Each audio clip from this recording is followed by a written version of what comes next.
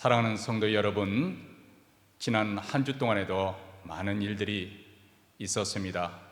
어떤 일들은 즐겁고 좋은 일이고, 또 어떤 일들은 슬프고 안타까운 일들이었을 것입니다. 이렇게 우리는 불확실한 세상에서 불확실한 인생살이를 하고 있습니다. 그러나 이러한 속에서도 우리는 각자 인생의 설계와 계획을 가지고 살아갑니다. 가령 우리는 몇 세까지 열심히 일을 해서 은퇴를 위해서 준비하겠다. 은퇴 후에는 어디 여행을 가겠다. 일찍 은퇴해서 선교에 헌신하겠다 등등 우리 나름대로 꿈을 가지고 또 계획을 가지고 우리가 열심히 살아왔습니다. 그러나 코로나 바이러스가 일순간에 우리 인생의 계획과 생각이 얼마나 허무하고 또 힘없는 것인지 그것을 다 쓸어가 버리고 말았습니다. 내일 어떤 일이 일어날 줄 우리 아무도 장담할 수 없다는 것을 여실히 보여주었습니다. 전도서 7장 14절에 보면 형통한 날에는 기뻐하고 공고한 날에는 생각하라. 하나님이 이 두 가지를 병행하게 하사 사람으로 그 장래를 능히 헤아려 알지 못하게 하셨느니라. 이렇게 말합니다. 우리 인생에 형통한 날들이 있을 것이고 공고한 날들이 찾아올 것이라는 것입니다. 그리고 이 형통한 날에는 기뻐하고 공고한 날에는 깊게 숙고해 보라고 말씀하고 있습니다.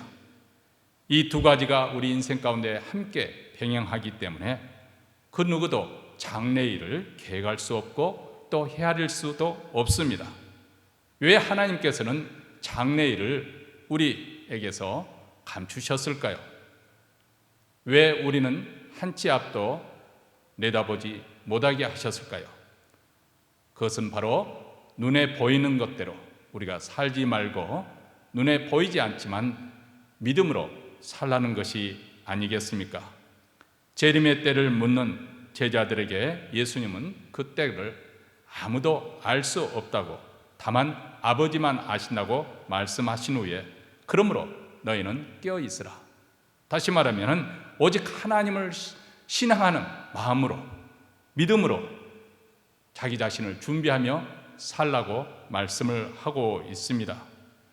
다시 말하면 우리가 장래의 일을 알지 못하기 때문에 눈에 보이는 것을 의지하지 말고 눈에 보이지 않으시는 하나님만 의지하고 살라는 뜻이 담겨 있다고 생각합니다. 코로나 바이러스에 의해서 산불, 그리고 지금은 미국 대선 전국으로 해서 미국 전역이 사뭇 어수선합니다. 혼란스럽고 답답하기조차 합니다. 그리고 미래가 불투명하게 보입니다. 그러나 분명한 사실은 우리 신앙인들은 눈에 보이는 것으로 사는 것이 아니라는 것입니다. 우리는 눈에 보이지 않지만 믿음으로 사는 것입니다. 전능하신 하나님을 의지하고 믿음으로 행하는 것입니다. 이 믿음을 가지고 새롭게 맞이하는 한 주를 사시기를 바랍니다. 주차장에서 드라이브인 주일 예배를 오전 2차례 지금 드리고 있습니다. 오전 9시 30분과 12시에, 11시에 이렇게 드리고 있는데 11시에는 우리 영어부 그리고 주일학교 자녀들과 함께 이렇게 영어와 한어와 같이 병행해서 예배를 드리고 있습니다. 많이 관심 가주시고 또 위에서 기도해 주시기 바랍니다. 청소년 성경 공부와 주일 예배는 금요일 오후 6시와 주일 오후 3시에 줌 온라인으로 지금 드리고 있습니다. 이에 필요한 걸 알기 원하시는 것은 저에게 말씀해 주시면 감사하겠습니다. 몬트레이 제1한국학교는 어제 10월 3일 토요일에 개강하였습니다. 이제부터 매주일 토요일 오전 9시 30분부터 정오까지 12주 동안 줌 온라인 수업으로 진행이 되어집니다. 교회 웹사이트 공지사항을 참고하시면 여기에서 여러분이 필요한 정보를 얻을 수 있을 것 같습니다. 한 가지 더 기도 부탁드립니다. 여러분 이미 소식을 들으셨던 대로 문진순 집사님 지금 응급실에서 지금 이렇게 어려운 고비를 맞이하고 있습니다.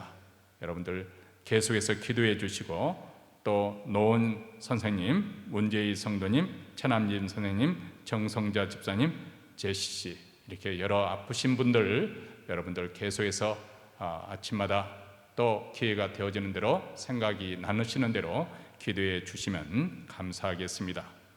이제 사도신경으로 우리 신앙을 고백함으로써 주일 예배 하나님 앞 드리겠습니다.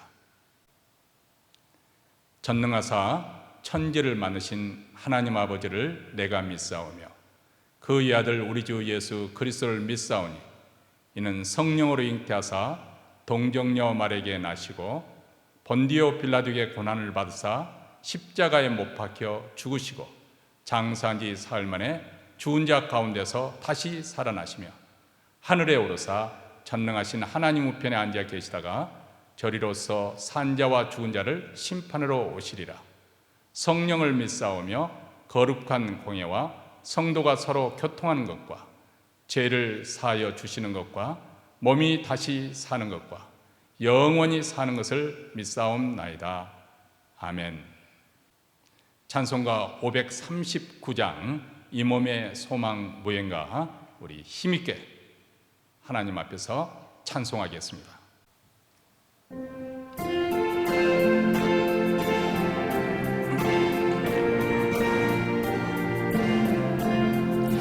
이 몸의 소망 무엔가 우리 주 예수뿐일세. 우리 주 예수밖에는 믿으리 아주 없도다. 굳건한 반석이시니 그 위에 내가 서리라. 그 위에 내가 서리라. 무섭게 바람 부는 밤 물결이 높이 설렐 때 우리 주 크신 은혜에 소망의 닷을 주리라.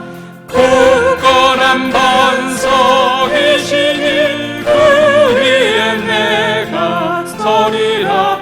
그 위에 내가 서리라. 세상에 믿던 모든 것 끊어질 그날 되어도 구주의 언약 믿사와 내 소망 더욱 크리라. 굳건한 반석이시니 그 위에 내가 서리라. 그 위에 내가 서리라. 바라던 천국 올라가 하나님 전에 배울 때 구주의 의를 힘입어 보여시 앞에 서리라. 굳건한 반석이시니 그 위에 내가 서리라. 그 위에 내가 서리라. 위에 내가 서리라.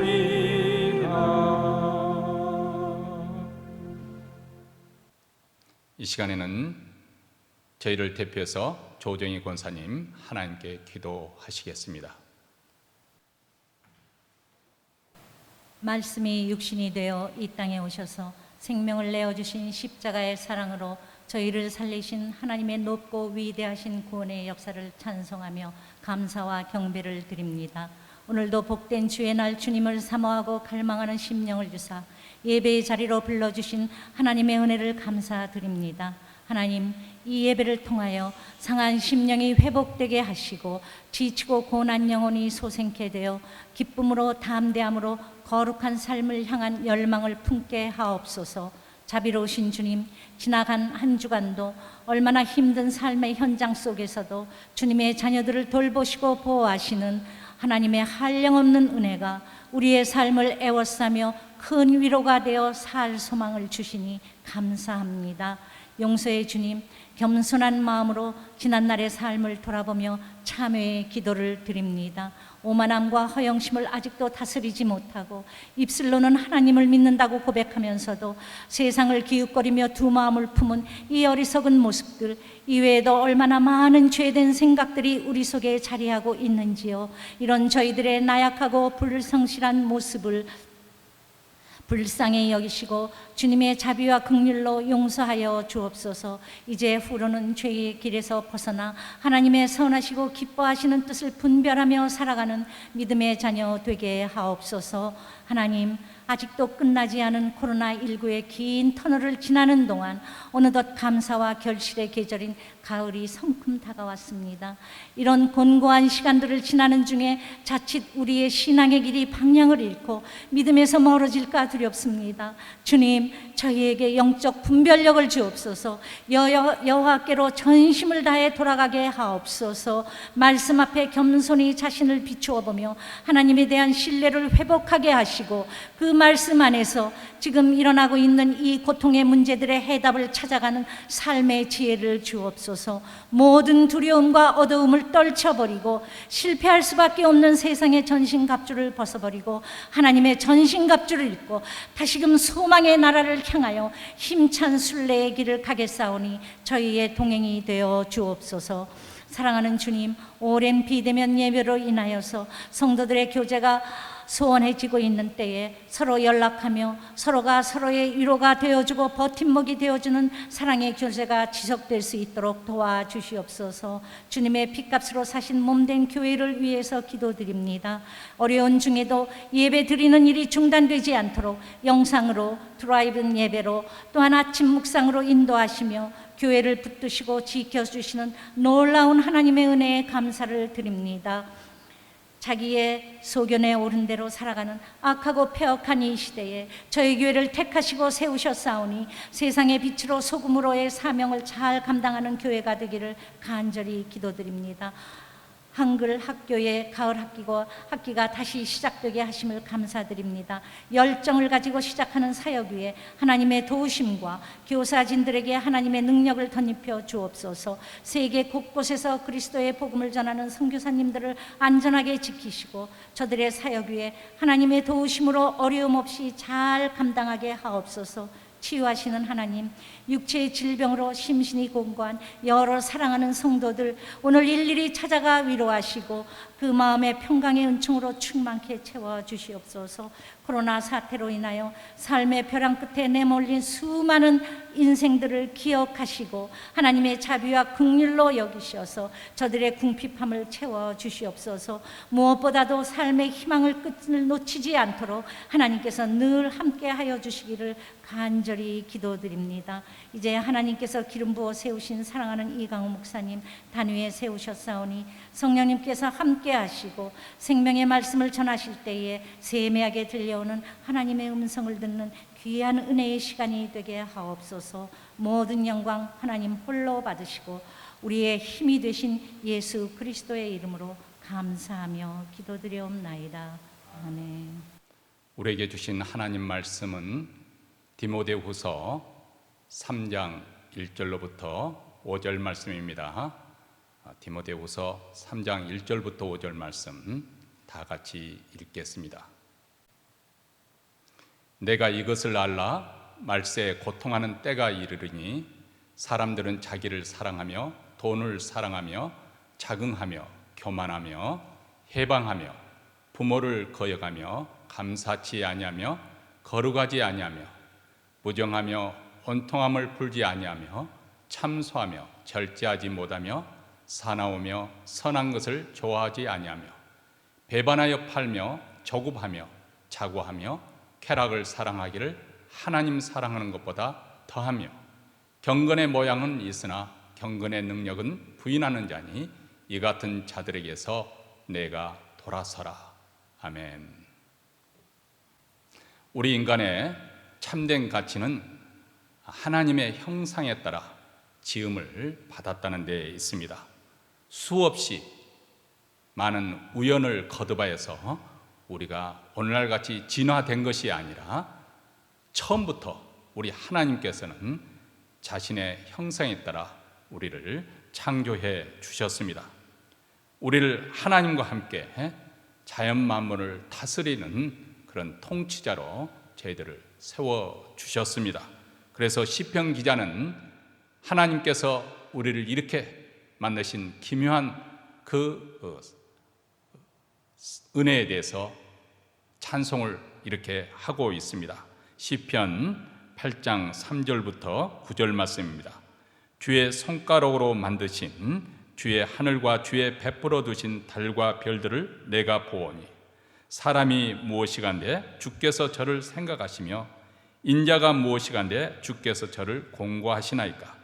저를 천사보다 조금 못하게 하시고 영화와 전기로 간을 씌우셨나이다. 주의 손으로 만드신 것을 다스리게 하시고 만물을 그 발 아래 두셨으니 곧 모든 우양과 들짐승이며 공중의 새와 바다의 어족과 해로에 다니는 것이니이다. 여호와 우리 주여, 주의 이름이 온 땅에 어찌 그리 아름다운지요. 하나님께서는 우리를 하나님의 형상에 따라 만물의 영장으로 우리를 창조하신, 우리를 아주 고귀한 존재로 만들어 주셨습니다. 그뿐만 아닙니다. 하나님의 아들이신 예수 그리스도의 피로 구원함을 받은 하나님의 자녀로 삼아 주셨습니다. 그렇기 때문에 우리가 인생을 살면서 심한 열등감에 빠지거나 패배감으로 자기 자신을 자책하거나 자학하거나 좌절과 무력감으로 자포자기하는 것은 하나님을 욕되게 하는 것입니다. 또 자기 자신이 하나님의 형상에 따라 지음을 받은 고귀한 신분이라는 것을 아는 사람은 함부로 죄에 빠지지 않습니다. 사람이 새 옷을 입어도 깨끗하게 입으려고 조심하는데 하물며 하나님의 형상으로 지음을 받고 예수 그리스도의 피로 구원함을 받은 사람이 죄의 도구로 어떻게 자신의 몸을 함부로 굴리겠습니까? 그럴 수가 없는 것이죠. 요셉을 보시기 바랍니다. 노예 신분인 주제에 안주인 보디발 여사가 유혹을 해도 넘어가지 않았습니다. 꿋꿋이 이겨냅니다. 심지어는 자기 옷을 붙잡는 그녀의 손길을 뿌리치고 그 옷을 두고 도망하지 않습니까? 그만큼 하나님 앞에서 자기 자신을 깨끗이 지키려고 했다는 것입니다. 그런데 우리 인간이 하나님 말씀에 불순종하고 하나님을 떠나버림으로써 모든 상황이 다 뒤집어지고 엉망진창 뒤틀리고 말았습니다. 이제 모든 인생은 허물과 죄로 인해서 생명의 근원이 되시고 생명의 수여자이신 하나님으로부터 단절되어 있습니다. 그래서 하나님께서 주시는 생명과 복을 더 이상 풍성히 누리지 못합니다. 우리도 예수 믿기 이전에는 이 세상 풍조를 따라서 죄에 얽매여 살았습니다. 공중의 권세 잡은 자, 곧 사단의 지배 아래 있었습니다. 이런 상태에 놓인 인간의 모습은 어떠한 것인가? 이런 삶의 방식이 어떤 것인지 에베소서 2장 3절에서 말씀해 주고 있습니다. 전에는 우리도 다 그 가운데서 우리 육체의 욕심을 따라 지내며 육체와 마음에 원하는 것을 하여 다른 이들과 같이 본질상 진노의 자녀이었더니, 이렇게 말합니다. 하나님 없이 사는 인생, 하나님을 인정하지 않고 사는 인생, 하나님과 상관이 없이 사는 인생의 삶의 방식은 한마디로 자신의 본능적 욕망에 따라서 그 마음과 욕심에 이끌려서 살아간다는 것입니다. 이런 면에서 인간이란 존재는 어떻게 보면 자신의 욕망과 욕심에 충실히 살아가는 존재라고 볼 수 있겠습니다. 우리가 성령에 의해서 거듭나지 않으면, 중생되지 않는 이상, 하나님의 생명으로 새로운 성품으로 갖지 않는 이상 아무도 외엔 없습니다. 그리고 그 욕망과 욕심의 결국은 육체의 열매, 죄의 열매를 거둘 뿐입니다. 이런 삶의 방식으로는 우리 하나님께 나아갈 수도 없고 하나님을 기쁘시게 할 수도 없습니다. 오히려 하나님과 원수되는 것으로 하나님의 진노 가운데 나타나게 되는 것이죠. 그래서 로마서 8장 7절과 8절에서 이렇게 말합니다. 육신의 생각은 하나님과 원수가 되나니 이는 하나님의 법에 굴복지 아니할 뿐 아니라 할 수도 없습니다. 육신에 있는 자들은 하나님을 기쁘시게 할 수 없느니라. 자, 오늘 성경 본문 말씀에 보면은 이런 사람들이 어떤 모습으로 살아가고 있는 것인지 아주 적나라하게, 구체적으로 분명하게 보여주고 있지 않습니까? 말세가 되면 사람들이 점점 살기가 힘든, 고통스럽게 되어간다는 것입니다. 그들은 하나님의 형상을 잃어버리고 파괴된 인간성을 보이게 된다는 것이죠. 예부로부터 발생하는 그 고통보다도 자신의 내적인 그 갈등과 고민, 그리고 그 갈등으로 인해서 또 다른 사람과의 관계 단절과 분열로 인해서 더 큰 고통을 겪게 될 것을 말하고 있습니다. 여기서 자긍하다는 것은 자기 자신을 높이고 자랑한다는 것입니다. 그래서 교만하고 자신이 남보다 우월하고 생각해서 다른 사람들을 무시합니다. 해방한다는 것은 다른 사람을 학대한다는 것이고, 부모에게 반항하고 감사치 않냐고 무정하고 사랑이 없고 온탕함을 풀지 않아 용서하지 않습니다. 참소하여 상대방을 비난하고 절제하는 법이 없고 잔인하고 사나우고 선한 것을 좋아하지 않냐고 배반하며 조급하고 자고하며 잘난 척한다는 것입니다. 여러분, 이런 사람이 우리 가족 중에서 또 우리 직장 동료 가운데서 아니면 내가 가까이 지내고 있는 이웃들 속에서 있다고 한다면 얼마나 많은 고통을 받는지 모릅니다. 엄청난 스트레스를 받게 될 것이고 상처를 입기 마련입니다. 그리고 불화와 다침 속에서 살아가게 될 것입니다. 그리고 이런 사람들이 이 사회에 점점 많아지게 된다면 사람 살기가 힘든 사회가 되어가는 것이죠. 한마디로 살맛이 나지 않은 세상이 됩니다.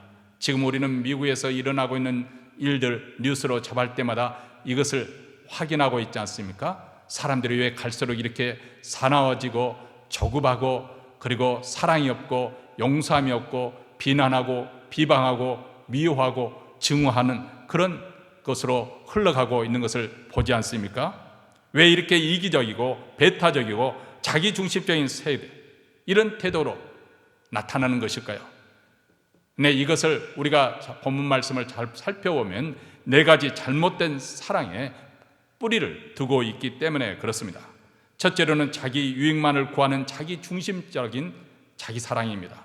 둘째는 생명보다 물질을 더 중시하는 돈 사랑입니다. 셋째는 하나님 사랑보다도 성적이고 또 순간적인 쾌락 사랑입니다.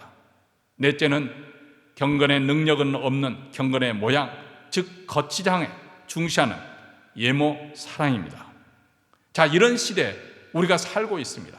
앞으로 이런 시대에 더 이런 일들이 더 심해질 것입니다.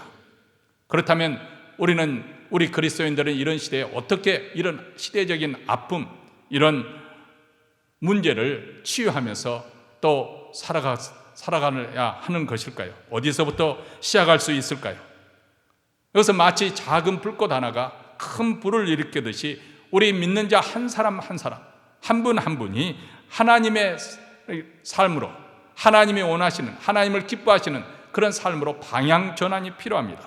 하나님을 사랑하고 물질보다 생명을 더 중요하게 여기는 마음 자세로 전환하는 것이죠. 이렇게 방향을 전하는 것, 이것이 바로 회개입니다.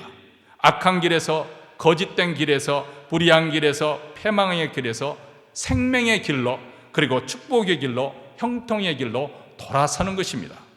그래서 5절 말씀에 이 같은 자들에게서 내가 돌아서라고 우리에게 말씀하고 있지 않습니까? 오늘 말씀을 통해서 현재 병들고 들들린 우리 자신의 모습을 먼저 잘 성찰하고 각성하고 여기로부터 우리가 돌이킬 수 있어야 되겠습니다. 그래서 이 시대를 치유하고, 그래서 이 사회가 한결 사람 살맛이 나는 그런 사회로 만들어간 일에 우리 모두 다 동참하여야 되겠습니다. 첫째로 우리는 먼저 자기중심적 자기 사랑에서 이웃 사랑으로 돌이켜야 됩니다. 하나님께서 내리시는 가장 무서운 벌은 무엇일까요? 죄를 지을 때 마른 하늘에서 벼락을 치러 죽는 것일까요? 하나님께서 우리 인생에 내리시는 가장 무서운 벌은 내버려 두시는 것입니다. 유괴하는 것입니다. 하는 대로, 자기가 원하는 대로 그렇게 살아가도록 내버려 두는 것입니다. 아니, 내가 원하는 것을 성취하는 것, 이것이 왜 하나님께서 내리시는 가장 큰 행벌이 되는 것일까요? 그것은 우리 인간인의 마음이라는 것은 욕망하는 것을 우상으로 만들어 섬기기 때문에 그렇습니다.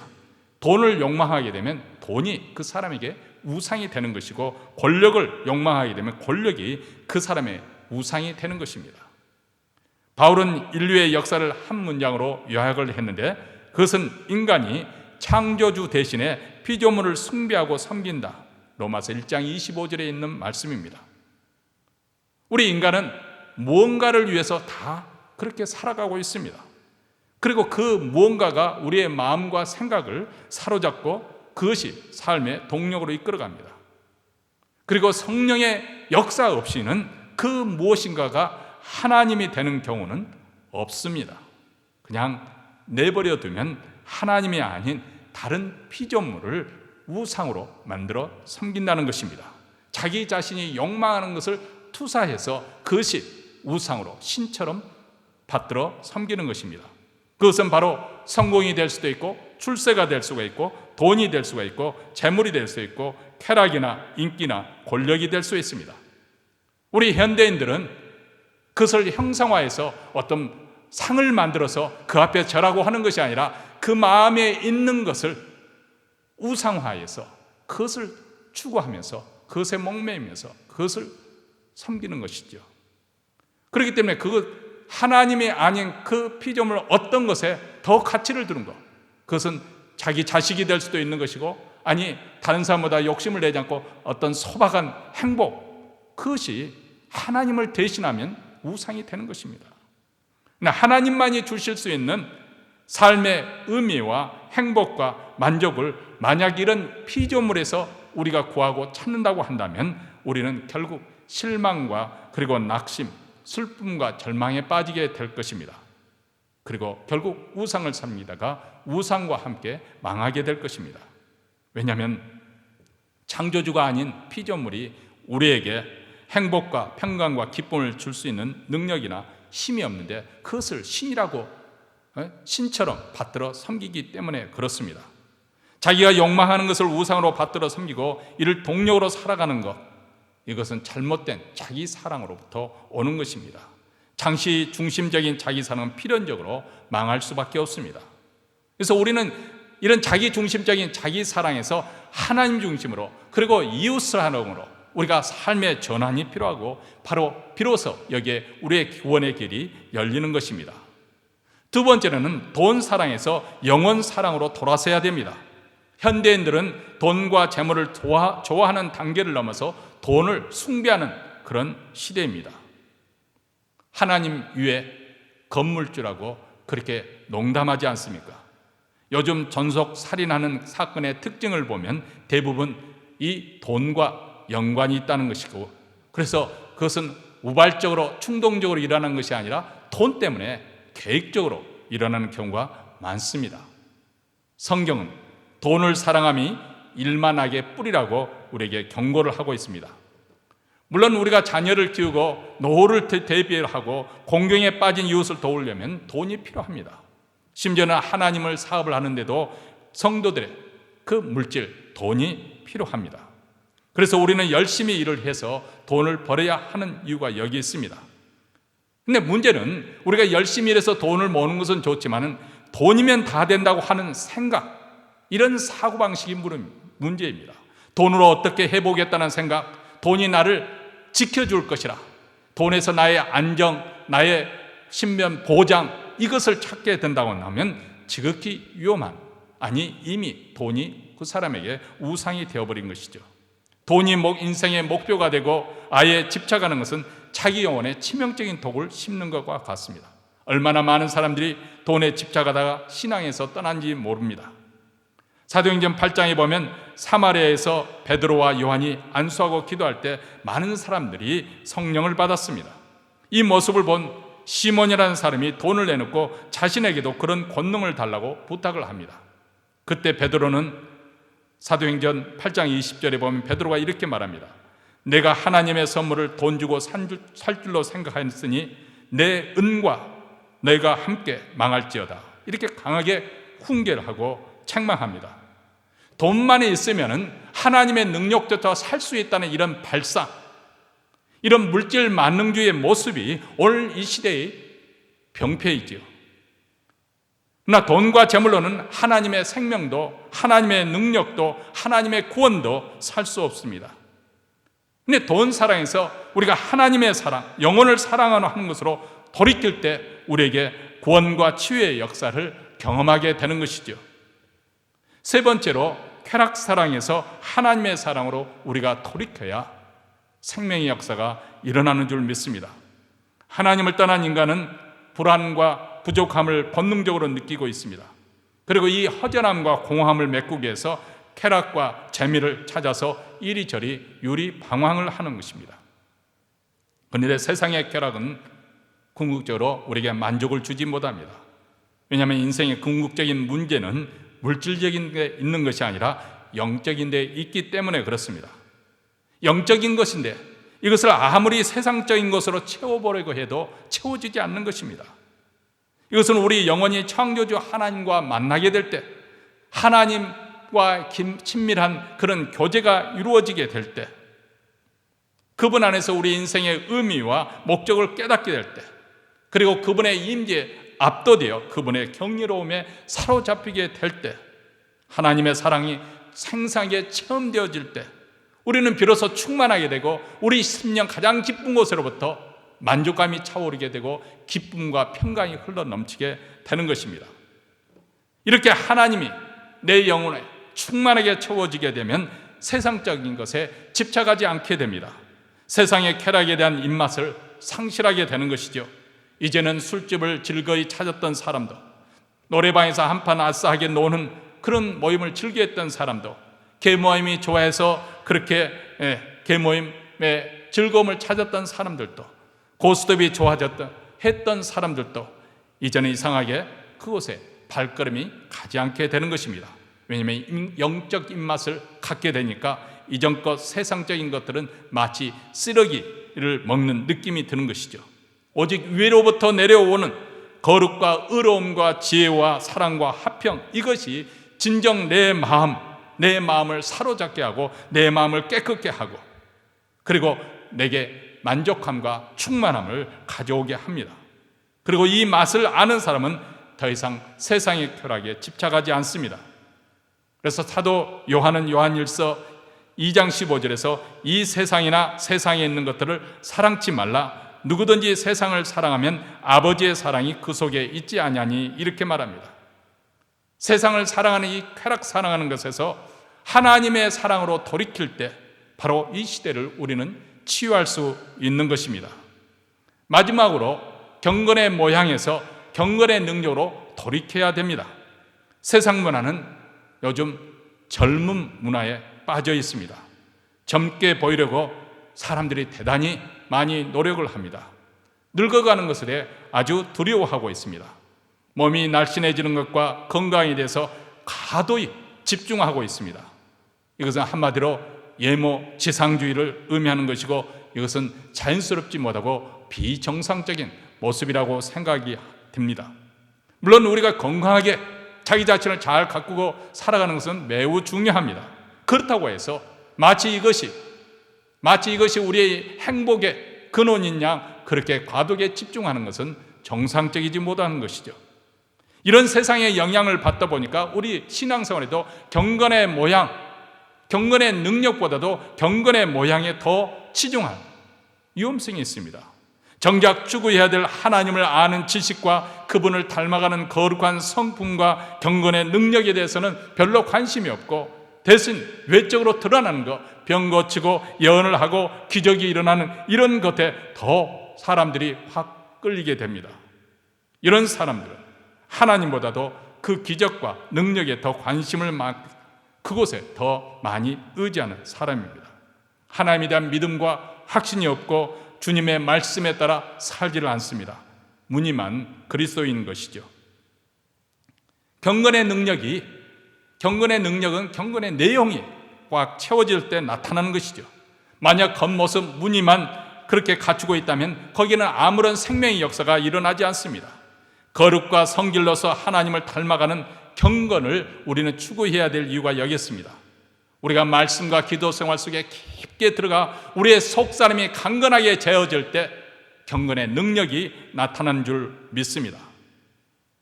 예수님은 죄로 인해서 뒤틀리고 비틀려서 비정상적이고 비상식적이고 자기 파괴적인 타락한 모든 것을 새롭게 하기 위해서 이 땅에 오셨습니다. 만물을 다시금 새롭게 하시고자 재창조하고자 이 땅에 오셨습니다. 만물이 그리스도 안에서 하나님과 화목하게 되고 그리고 그리스도 안에서 만물이 통일되는 것입니다. 누구든지 그리스도 안에 있으면 새로운 피조물이 되고 새로운 피조물이 되는 사람은 새로운 신앙의 안목을 가지고 새로운 시각으로 세상을 바라보며 살아가게 됩니다. 이렇게 새롭게 되어진 새로운 존재가 되어질 때 이 시대를 치유할 수가 있습니다. 자기 사랑에서 이웃 사랑으로 돌아서는 사람, 이 시대를 치유할 수 있는 사람입니다. 돈을 사랑하던 사람이 영원 사랑으로 돌아서야 이 시대를 치유할 수가 있습니다. 세상 쾌락을 사랑하던 사람이 하나님을 사랑하게 될 때 이 시대를 치유할 수 있습니다. 경건의 모양만 갖춘 사람이 경건의 능력으로 충만하게 체험을 받은 사람이 이 시대를 아픔을 치유할 수 있습니다.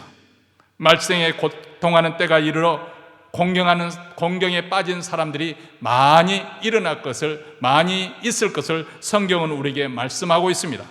여러분이 현재 우리 주변에도 직장으로부터 해직당할 것이 불안해하는 그런 가장들이 있을 것이고 불경기로 인해서 사업이 부진해서 괴로워하고 있는 자들이 있을 것입니다. 자녀들로 인해서 또 부부간의 여러 가지 어려움, 가정 불화로 인해서 고통을 받는 가정들도 있을 것입니다. 심지어는 또 가족 중에서 중한 병으로 극심한 스트레스를 받고 있는 자들도 있습니다. 이렇게 얼마나 많은 사람들이 우리의 위로와 섬김의 손길을 필요하는지 모릅니다. 그들은 오늘 또 우리가 믿는 그리스도로 인해서 삶의 소망을 갖기 원하고 고통 속에서 위로받기를 원하고 삶의 중압감에서 해방을 받기를 원하고 있습니다.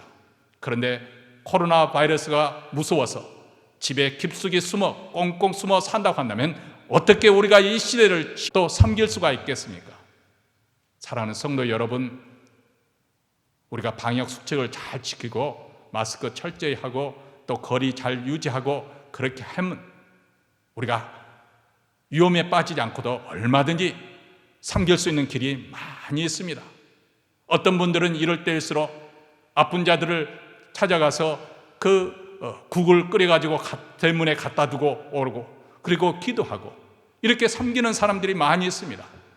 그러나 자기 생명이 그렇게 소중하고 귀중하고 두려워서 밖으로 나올 생각하지 않고 깊숙이 들어가 있다 한다면 우리 하나님께서 우리에게 맡겨진 사명을 어떻게 감당할 수가 있겠습니까? 하나님보다도 코로나 바이러스가 더 두렵습니까? 여러분의 일상생활에 필요한 물품을 구입하기 위해서 마켓에는 가지요. 근데 왜 교회에 나와서 주중에 아무도 없을 때 교회 와서 기도하는 것은 두려워합니까? 교회가 코로나 바이러스보다 다른 것보다 더 심하게 걸릴까 봐서 두렵습니까? 사랑하는 성도 여러분, 신앙을 회복하시기 바랍니다. 하나님께서 내게 맡겨주신 일 두려워하지 말고 행하십시오. 지금 성도들 섬기지 않으면 언제 성도들 섬기겠습니까? 어려울 때 성도들 섬기지 않고 언제 성도들 섬기겠습니까? 자기만 살겠다고 그렇게 언제까지 숨어 있을 것 같습니까? 그러다가 코로나가 끝나지 않으면 끝까지 꽁꽁 숨어 사시렵니까? 지혜롭게 행하시기 바랍니다. 우리는 이 시대 아픔을 치유하기 위해서 하나님의 부르심을 받은 하나님의 자녀들입니다. 하나님의 사역자들입니다. 하나님의 종입니다. 우리가 이곳에서 즐기려고 내 인생만 살려고 그렇게 우리가 하나님께서 우리를 권해 주신 것이 아닙니다. 오히려 남들이 하기 싫어하는 일, 남들이 위험스럽게 생각되는 그런 순간에 하나님의 사랑으로 나와서 이 시대를 치유하고 섬기는 자로 그렇게 하기 위해서 하나님께서 우리를 은혜를 입혀주시고 불러주신 것이 아닙니까? 성도 여러분, 이제 또 한 주 시작됩니다. 담대히 행하시기 바랍니다. 지혜롭게 행하시기 바랍니다. 우리 하나님께서 우리와 함께 하십니다. 기도하겠습니다.